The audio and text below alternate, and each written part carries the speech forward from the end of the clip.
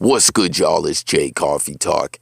Tapping back in with another one, y'all, with some news out of the hip-hop world, man. This is wild, man. I definitely need y'all to get in them comments. We got to talk about this. Everyone is taking notice that Eminem has made his debut in the year of 2022 with the bars on the track Parables Remix with Cordae. His first appearance of the year on any track by dissing 6IX9INE. I mean, that's not specifically, exclusively what he's flowing about on the track, but of course, him taking a shot at 6IX9INE is going to make major news. Now, what do y'all think about this, man? Like, Eminem's going to talk his ish. The world is always, waiting to see who M takes a shot at next. You know what I mean? That's how Eminem gets down. Whether he's getting in a full-out beef, which it's been a while since something of that nature happened, or he's just sending a few shots here or there. But, I mean, for it to be 6IX9INE, like, I don't know, man. When it comes to the music, 6IX9INE is rather irrelevant, in my opinion. You know what I mean? And I feel like a lot of people would agree. Listen, we know what it is with 6IX9INE. We know the whole story. He had his viral run. There's been all kinds of documentaries, videos, etc. about 6IX9INE. But when it comes to music, he flopped, in my opinion. Like, right? All the money that the labels put behind him, when he came home after the whole Treyway situation, cooperating with the feds, he came home. There's all the debates.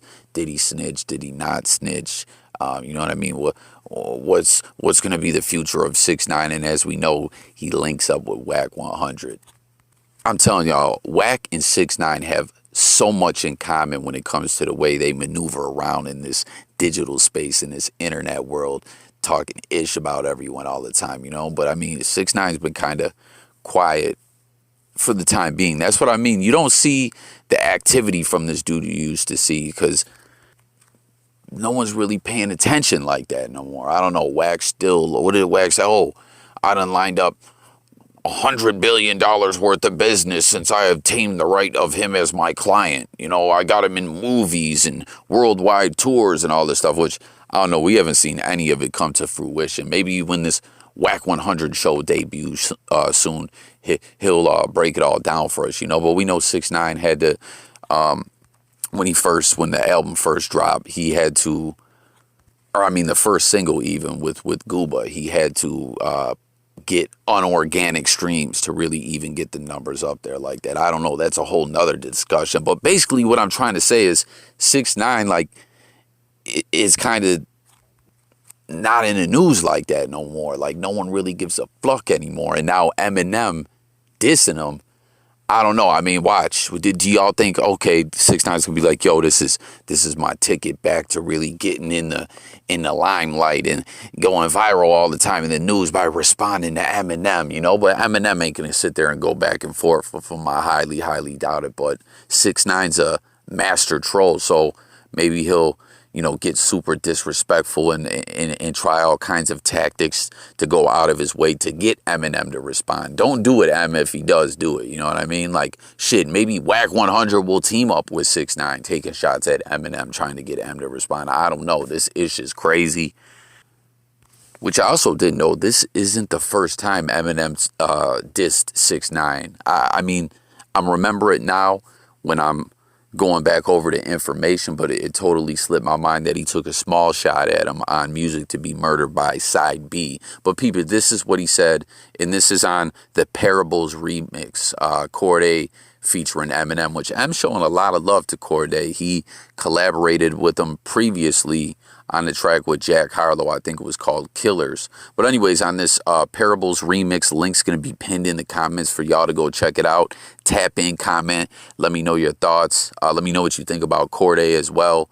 But anyways, Eminem says, shit, I'll make you want to cop out like a plea deal. So I treat a bitch like it's Tekashi, spit on that bitch like Meek Mill. So obviously, that's going back to that whole confrontation between Meek Mill and 6IX9INE where they ran into each other with their entourages and security. Y'all remember that, right? Both sides videos in social media posts were going back and forth, and Meek, alleged that he spit on 6ix9ine, and originally when I remember first seeing this and going, yo, this ish looks set up, but I don't believe Meek Mill's really moving like that, right? Like, I don't know, but anyways, Meek shouldn't even really engaged in this. And to me, it's kind of a similar situation to what's going on right now with Eminem. Like, Eminem, I mean, he's going to diss who he wants to diss, but 6ix9ine just really ain't that relevant no more to me. So I really hope that this doesn't breathe a whole new life into things and have his ugly mug back in the freaking news every day. You know what I mean? And like I said, I could potentially even see, as we know, Crater Face Clubhouse 100 swear up and down he done lined up so much business, he done made 6ix9ine a billionaire. You know what I mean? But we haven't really seen anything to substantiate that. That's funny style, really. I mean, this isn't a new discussion, but it's so funny style that Wack even was fucking with 6ix9ine like that. There's just so much wild-ish going down now, man. Clubhouse 100.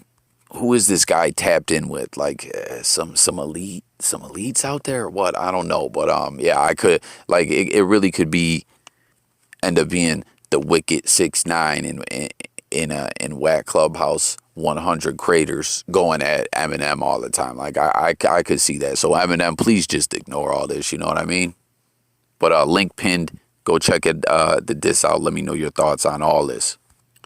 In other news, y'all, man, I actually did a video regarding Raekwon. He's been on like a press run lately, as you guys may know or don't know. He's got his book out, From Staircase. What's it called? From Staircase to Stages. From Staircase to Stage. He's been doing a press run. He recently did the interview with Vlad, and I did a video about that before, but that video got lost, man. I'm mad as fuck. It was about the mob. Did y'all hear about that? That ish was crazy. How when he originally wanted to call Only Built for Cuban Links, I think it was that album. Yeah, it had to be this album. Same album we're gonna be talking about in this little news brief here. How he originally wanted to call it Wu Gambinos, and Steve Rifkin, who was working with Raekwon, allegedly Rifkin's pops is connected, and reportedly he got word through the grapevine, came back to him like, listen, that guy you're working with, tell him he can't name the project Wu Gambinos. You know what I mean? And they didn't, there was no backlash at all. Raekwon was like, okay, I'm not, okay, I won't do it. I don't want to find out what happens. I had a whole video about that. Not just about that, about some other stuff regarding the mob and the hip-hop industry. Maybe I'll have to redo that video. Comment and let me know if that sounds like something that would interest you. You know what I'm saying? La Cosa Nostra in the hip-hop industry in the 90s.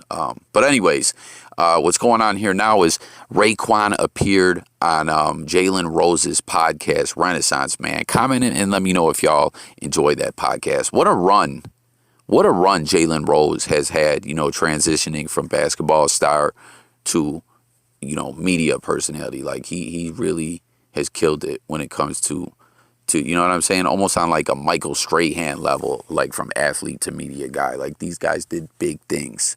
But anyways, this he was talking about squashing the beef with Biggie. But when he squashed the beef, Biggie was like killed like the next day. So it was very bittersweet and sad for him, that they got to fix the issue. But he was killed like immediately. So peep it. On Only Built for Cuban Links, Raekwon's first solo project, which we know Ghostface was featured heavily on that project. Like I was pointing that out, in another blog before, that the way out of all the Wu-Tang Clan members, Raekwon and Ghostface are almost like a duo. You know what I'm saying? Like that. I believe they collaborate closer than any other of the other solo artists together. Comment and let me know if y'all think that would be true. But anyways, what happened is on that project, they insinuated that Biggie copied Nas, you know, with the Ready to Die and Illmatic cover. Y'all be the judge about that as well. And let me know. I mean, there's definitely some similarities there. But anyways, and then that's crazy because we were talking about the other day some things that Jay bit from Nas. I don't know why people get so mad whenever I mention that in blogs. Like, I'm huge fans of Jay and Nas and all these living legends. But there's some things that Jay kind of bit from Nas at the end of the day. And ain't no other way around it if you ask me.